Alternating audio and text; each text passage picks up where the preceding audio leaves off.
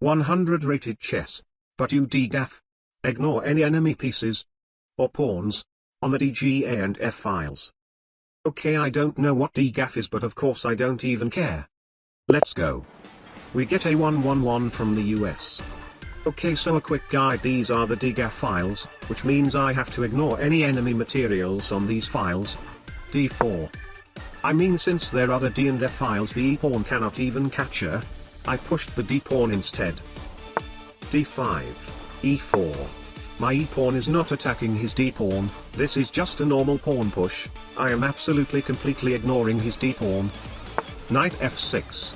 E5. Again, this is just a normal pawn push, I'm not attacking his knight on F6, I ignore that horsey.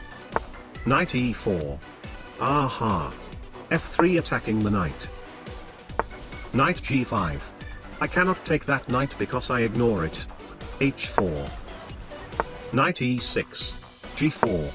My original plan was actually to play on the queen side instead because the king side lost the two center files, but somehow the situation has become like this, so I guess I'll have to adapt. Knight C6. C3. Solidifying the center, let's play on the king side. Knight A5. F4. Need to be careful not to blunder pawns though. Never mind. That blunders that horsey again, but that is a degaff file. I ignore it. Bishop B5 check. C6. Bishop back to F1. Okay, some of you may say that is kinda stupid, but the idea is to prevent his other knight from going back. Now that knight is literally stuck on that side forever. H5. That is not a degaff file. G takes H5. Knight H3. Aha. That finally really blunders the horsey. Bishop takes H3. Knight takes H3. Queen B6. Castle. Knight C4. B3. The queen side is a lot easier though, maybe it's still possible to switch to playing on this side instead.